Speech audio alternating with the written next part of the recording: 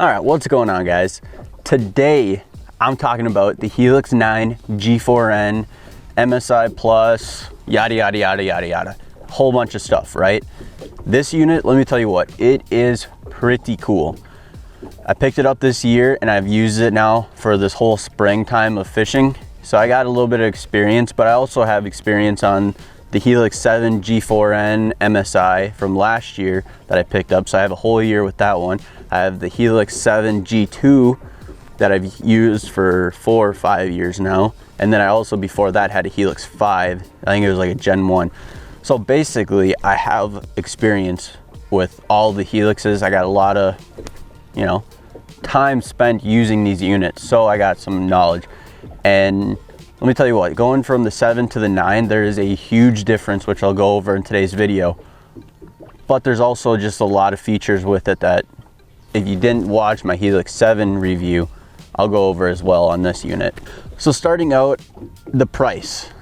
So what everyone wants to know, the price, it starts out at $1,100 if you get the down imaging with no transducer, and then you can go all the way up to $1,600 with side imaging and the transducer included. So it's basically just up to you what you want out of your unit and what you're needing, if you already have the transducer or not.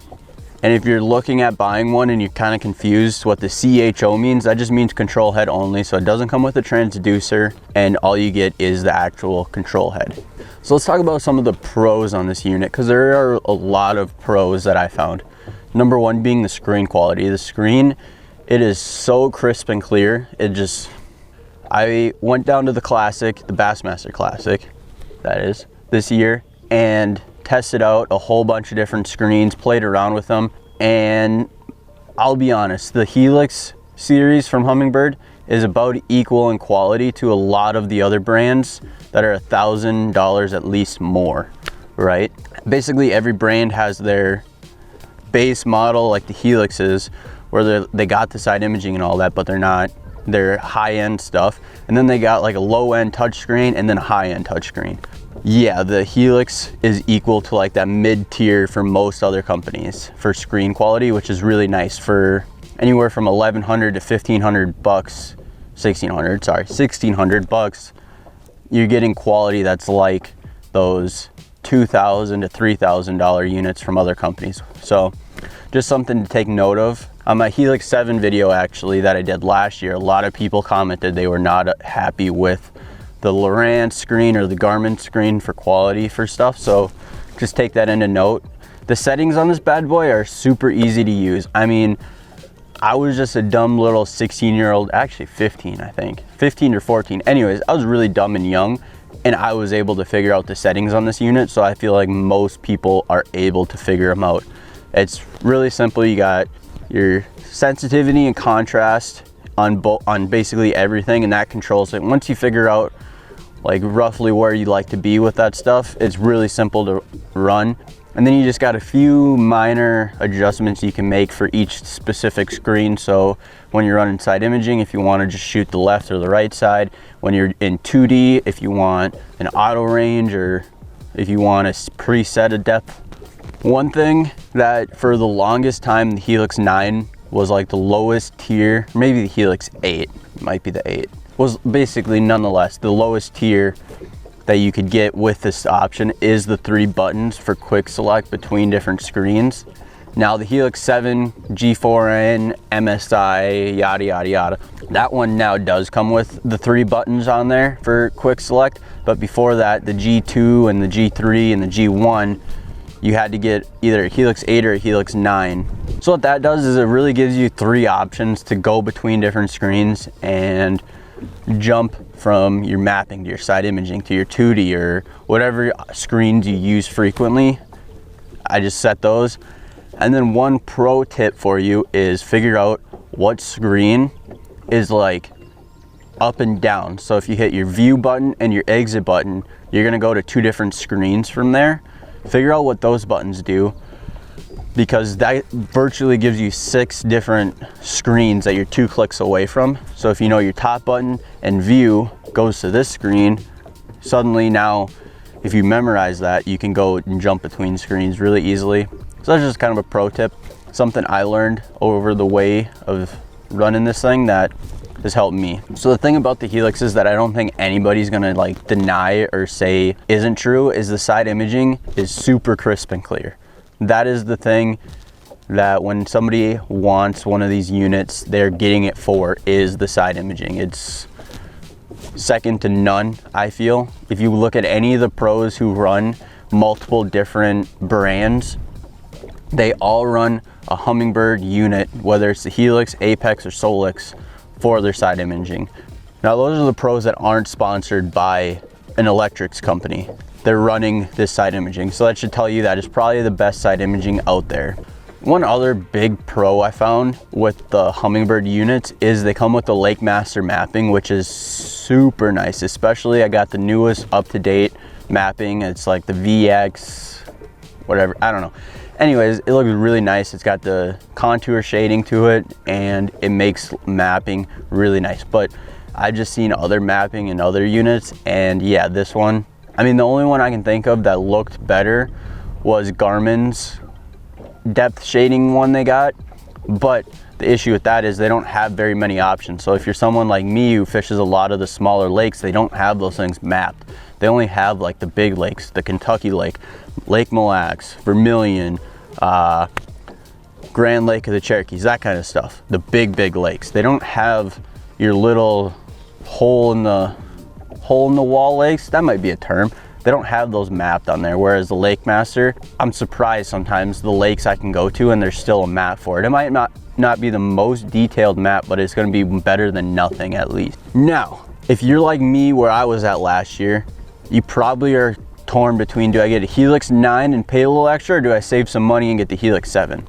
Well, here's some things that are different about the Helix 9 than the Helix 7 that's a bonus in my eyes. So the first thing, which you're not gonna be able to see real well right now, is the buttons actually light up on the Helix 9. So all your little buttons over on the side, if it's nighttime, you're able to see those in the dark because there's a light on the backside. The Helix 7 doesn't have those. I don't know why, but it doesn't. Another thing that I said I wish they did on the Helix 7, which they don't, is the cords have a little plastic piece over the top of them that locks them in to the unit itself actually. So they're not just dangling there loosely, potentially able to get pulled out. And then also something I do is I take my unit off a lot because I store my boat outside. Well, every time I put the unit back on, usually I got to sit there and try to like get the cords right in there. With this, it's super easy. You just slide it on. Man, it is windy today. It was supposed to be 6-mile-an-hour winds today, just so you guys know. These are not 6-mile-an-hour winds. But yeah, the unit, it's so much easier to attach to the cords with that piece. Whereas the 7, like I said, you gotta sit there and kind of finagle the cords in there just right, and then remember what slot is for what cord. Kind of a pain in the butt. You're able to run Mega 360 with the Helix 9. You're also able to run it with the Helix 8 if you're wanting to save money. The Helix 9 and the Helix 8 are basically the exact same. You can interchange whatever I say about this one with that one. This is simply the one that I have. But you're able to run Mega 360. The Helix 7, it can run Mega Live, but it can't run Mega 360. So keep that in mind if you're looking at this unit and Mega 360 is something you want to run. You're gonna want to get a Helix 8 or a Helix 9. The Helix 7 can't run that. And the reason for that is because you need Mega Side Imaging Plus. You need that little plus sign at the end. I don't know why, but you need the plus to run Mega 360, which these units have. And what that's gonna get you, you're gonna get better side imaging overall, like your distance out that you can see is gonna be better, your image quality is gonna be better, your down imaging is gonna look better than just your standard Mega Side Imaging like the Helix 7 has. Again, not the end of the world. I personally didn't get that.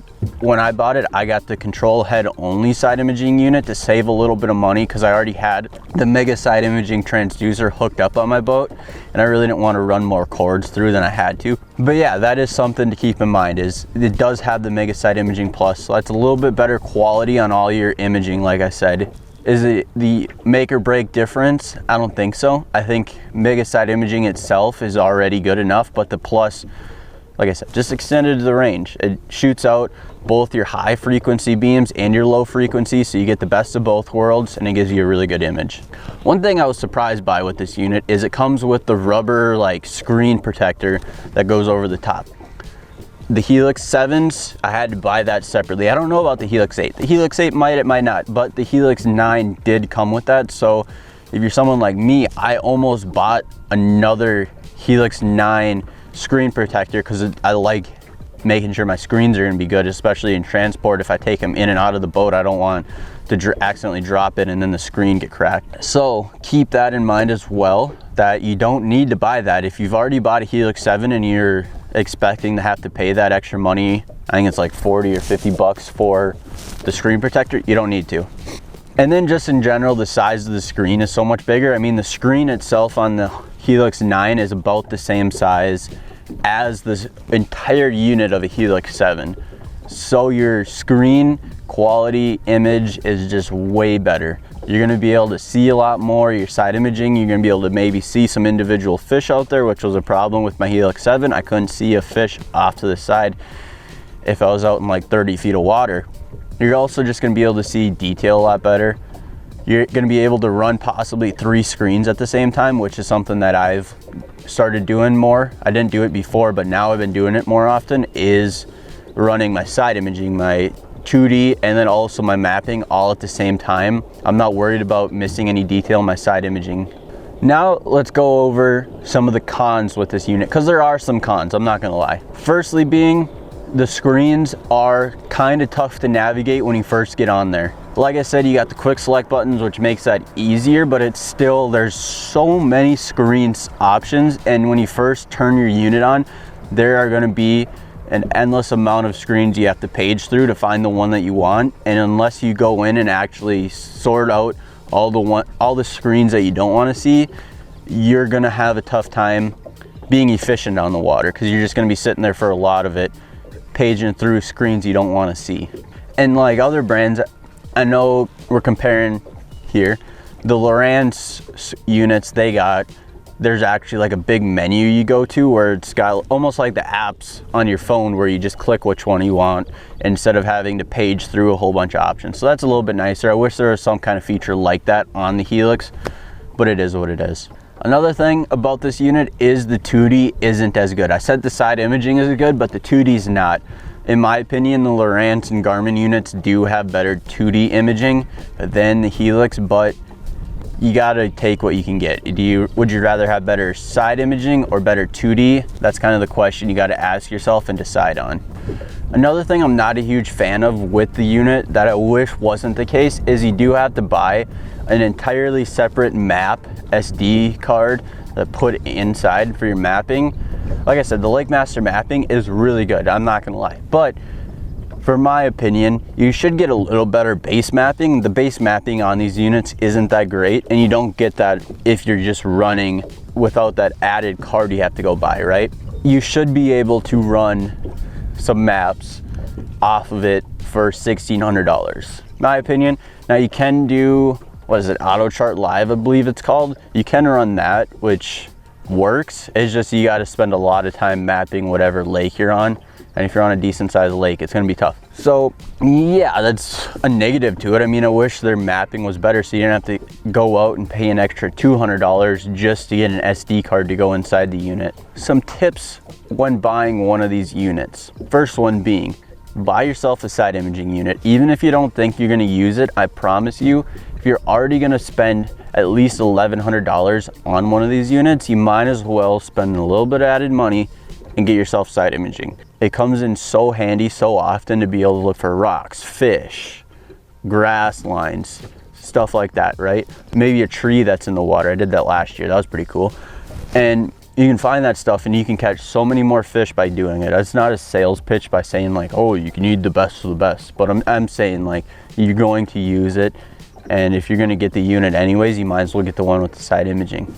Now going along with money, right, tips for when you buy one of these is, if you already have one with a transducer, don't buy another one with a transducer. Just get the control head only. I mean, you're gonna save $300 if you buy the side imaging unit without a transducer, and you're gonna save $200 if you get the down imaging unit without a transducer. So you're gonna be saving a decent amount of money where you can network your new unit to your other unit that's running off the transducer, and suddenly you're not sitting there you know, with 2 transducers and only needing 1.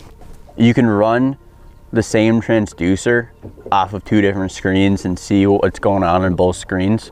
So you really don't need 2 transducers for 2 screens. You just need to network the 2 together, as long as you can network them, I guess. You just need to network them together and you'll be good to go. All right, so some tips when it comes to using the unit. These very small tips. I mean, if you guys want a more in-depth video on tips with these, I can do it. Otherwise, there's, I feel like, a good amount of how to run a Helix videos on the internet, or just play around with your unit in general. But so just some quick tips off the top of my head that I know help me a lot when using this is, number 1, delete any screen that you're not going to use.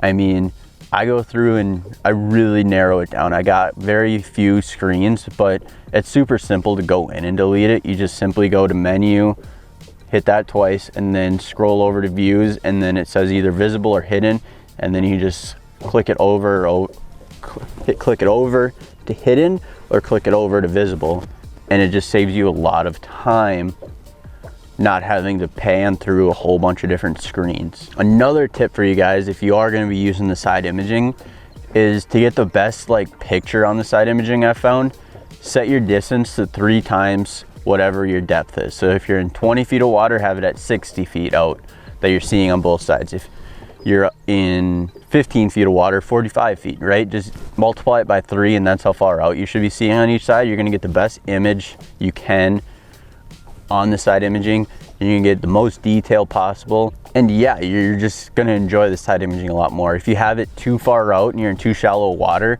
it's only really gonna be scanning that little tiny part in the middle, and then you're not gonna be able to see very much, right? The shallower you are, the less that side imaging goes out on both sides of the boat. All right, so that's the video. That is the Helix 9 G4N MSI Plus. Man, that's a mouthful. Anyways, I hope you guys enjoyed and learned something about this unit that either is going to help you on the water, it's going to help you in your decision to buying a unit or not, and just overall is going to make your life with the Helix better. Now, as always, if you guys have further questions, leave them down in the comments. I'm more than happy to get back to you guys and reply to whatever questions you may have on the unit itself, especially if it's something as far as how to do something on the unit. I'm more than happy to help you. I know, not to brag, but I know a decent amount about these units, right? So I can probably help you through it if you do have any questions. If you guys are curious any more on the Helix 7 or Helix 9, the differences, go ahead and ask me as well. I got, like I said, I got the 2 exact same units, just different screen size, so I know the difference between the 2. If you guys want to see me maybe more fishing videos, go ahead and head over to the channel. It's right down there somewhere, it'll be. And yeah, watch those. There'll be a lot of fishing videos this year, so go ahead. I'll leave a card at the end of the video for the Helix 7 review. I go over a lot of the same stuff, but there might be something I missed in this video that's in that video, so go ahead and watch that as well. I'll see you guys next time.